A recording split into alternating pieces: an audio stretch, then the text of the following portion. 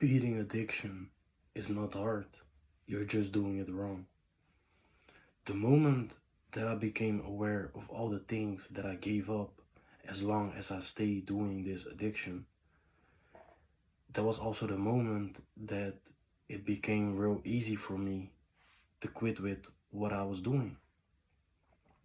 Because I could see that you're not just doing the addiction. In my case, that was getting high.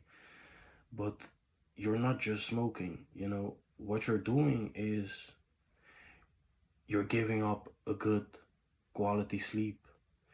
You're giving up a healthy body because you know how hard it is when you have the munchies. You're no longer gonna follow your diet. You are less focused, so your days are automatically less productive. And that is just a small list of all the things that I realized that I was giving up. And the moment that I realized that, it became easier to quit with what I was doing. And that doesn't mean that once you realize these things that you can just quit right now and everything will be good. Because what you need to know is your body doesn't care about, oh, what's good or not. It just cares about what feels good for the moment. So, especially the first days when you quit, it will be hard because you're literally physically addicted to this thing. So there will be withdrawals. There will be moments when you want to go back, but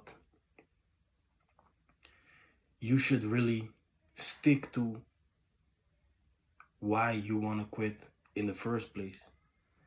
And that's why these consequences that your addiction have need to be bigger and stronger than just the small moment of pleasure that the addiction can bring you. That's why you really need to hammer down on the consequences. I always say it comes with a snowball effect, right? You have this moment of smoking, but the consequences that come along with it maybe last up to 2 weeks. Maybe I smoke today and because of that I don't have good quality sleep, so tomorrow I'm more irritated. I make uh I get into a fight with my family. Now this thing that was so small created a big snowball effect of problems and problems and problems.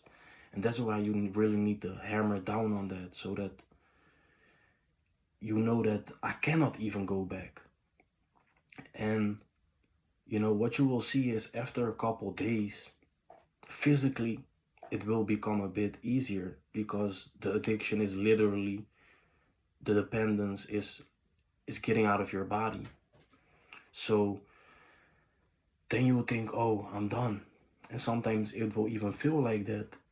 After a couple weeks, your baseline levels of happiness are slowly getting back without the addiction. But then comes the gray area.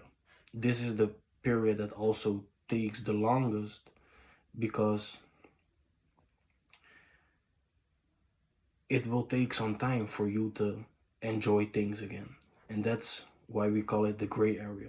For a moment, everything will feel dull and gray, but you need to know that you were so invested in this thing, this addiction. So it will take some time for you to get your energy back towards you.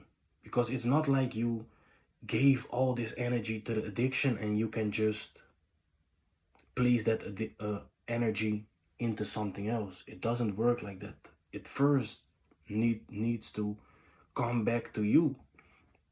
And that's why you need to learn to enjoy life again when it feels boring, because you're comparing everything towards the high of the addiction. So everything will feel dull, because in comparison with that, it will probably never be enough. And that's okay. Just let this boring phase do its work, and eventually what you will see is that your energy will get back to you, and now you can place it into different things, and now you can create basically that same feeling of happiness that comes from the addiction, but naturally.